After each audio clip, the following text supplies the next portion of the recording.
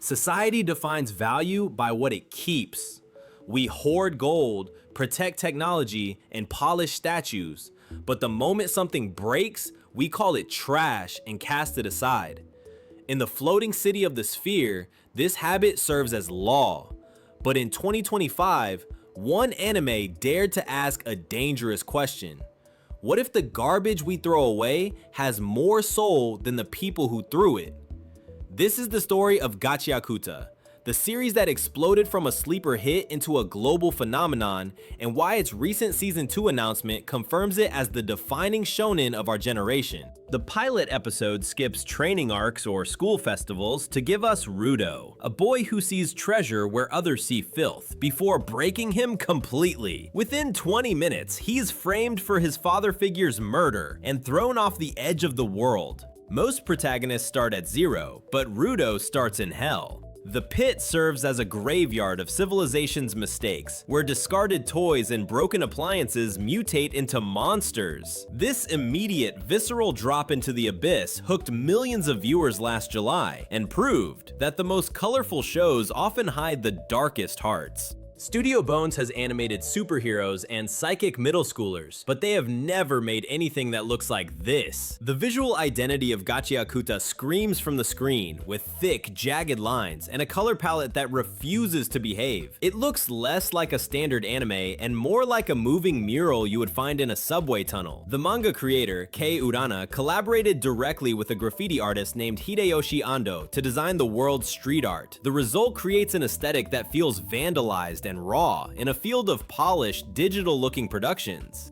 The sharp grins and madness-inducing camera angles might feel familiar because Kei Urana spent years as an assistant to Atsushi Okubo, the creator of Soul Eater and Fire Force. You can see that lineage in every frame. The character designs slouch, contort, and pose with a punk rock swagger that Okubo fans instantly recognize. Urana isn't just copying her mentor though. She took that foundation of stylized madness and applied it to a grimy industrial world that feels heavier and more tangible. It represents the evolution of a specific kind of shonen aesthetic that values style as much as substance. If you are enjoying this examination of the next big anime phenomenon, please hit that subscribe button and turn on notifications. We cover the stories behind your favorite series every single week. Now, let's look at the power system that changes everything. Most power systems rely on genetics or training, but Gachiakuta relies on love. The weapons are known as vital instruments or jinki, and they are ordinary objects that gained power because their owners cherished them. Rudo's weapon isn't a legendary sword, but a pair of gloves he used to carry trash. This mechanic fundamentally changes the stakes of every fight, because characters don't just break their weapons, they break their memories. When a villain snaps a hero's cherished item, it hurts the audience more than any physical wound could, turning every battle into a clash of personal histories, rather than just power levels. Rudo could have easily been another screaming protagonist, but his anger has a specific direction. He hates the act of throwing things away, as much as the people who threw him away. His obsession with fixing broken things and not wasting resources makes him an accidental environmentalist in a combat shonen. He sees potential in the garbage everyone else ignores, making him the perfect leader for a revolution of the rejected.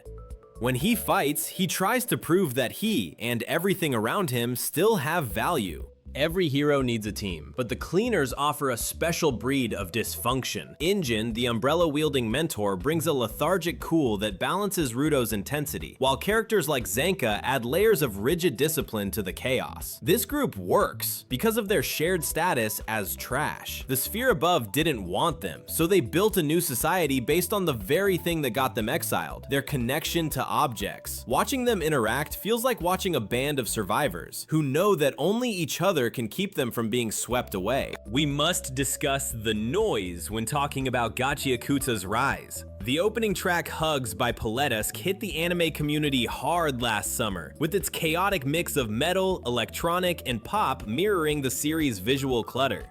The brilliance extends to Taku Iwasaki's score, as the composer used actual junk to create percussion layers in the soundtrack. Clanging pipes, smashing glass, and grinding metal form the rhythm of the pit to create a soundscape that feels industrial and oppressive, grounding the fantasy elements in a gritty, audible reality. Beneath the cool fights and graffiti, Gachiakuta tells a brutal story about class. The sphere serves as a metaphor for a society that maintains its purity by exporting its problems. The rich live in the sky, above the consequences of their consumption, while the poor drown in it below.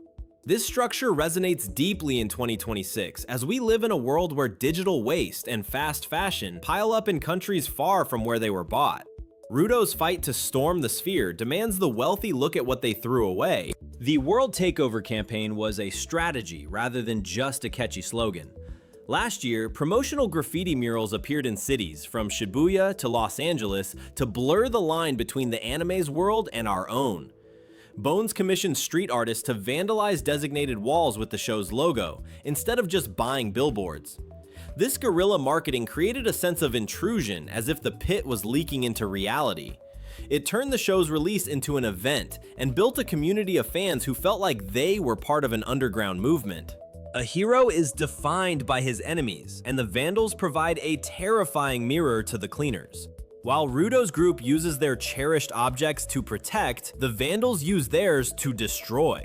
Characters like Jabber bring a chaotic energy that pushes the animation team to their limits. The true horror lies in the trash beasts, mindless amalgamations of waste that roam the pit. They represent the ultimate endpoint of a throwaway culture, where our garbage comes back to eat us. These designs are grotesque and genuinely scary, raising the stakes beyond simple tournament arcs. When Studio Bones announced they were creating a new subsidiary called Bones Film specifically to handle this project, people were skeptical. The specialized focus paid off, as the team, led by director Fumihiko Suganuma, treated every episode like a feature film. The compositing adds a layer of grime and texture that makes the animation pop off the screen. Unlike the clean look of many modern productions, Gachiakuta retains a hand-drawn roughness that moves with a weight and fluidity, reminding us why 2D animation remains superior for conveying raw impact. Gachiakuta arrived at a moment when the world feels increasingly disposable.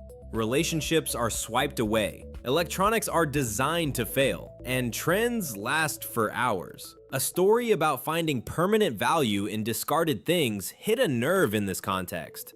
Fans are posting photos of their own vital instruments, like old pens, worn-out shoes, and cracked mugs, to share the stories of why they keep them.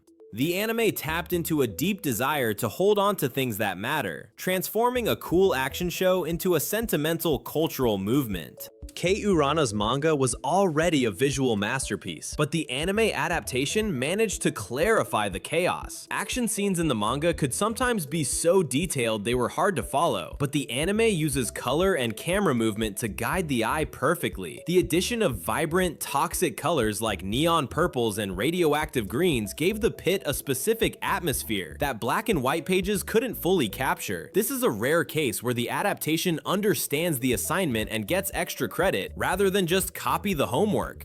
The announcement of Season 2 immediately after the December finale was the final seal of approval. In an industry where fans often wait years for renewal news, this immediate green light signals that the production committee knows exactly what they have. The story is about to expand its scope significantly, with the Trash Storm arc on the horizon. The mysteries of the sphere, the truth about Rudo's father, and the origin of the pit are all waiting. We are watching the early days of a franchise that will define the next decade. Gachiakuta proves that the shonen genre still has teeth. It took classic tropes like the spiky-haired boy and the evil empire and dragged them through the dirt until they felt new again. It is a series that looks like a punk album cover and writes like a philosophy textbook. For anyone tired of safe entertainment, this is the antidote. It is messy, loud, and angry, but beneath all that trash, it has a heart of pure gold. Rudo found his treasure in the garbage, and in 2026, so did we. From the graffiti-stained walls of the pit to the polished screens of millions of fans, Gachiakuta has earned its crown. It reminds us that value isn't something you buy, but something you give. If you want to keep exploring the best stories anime has to offer, make sure you are subscribed to the channel. We have a massive breakdown of the new season coming next week that you won't want to miss. Thanks for watching, and I'll see you in the next one.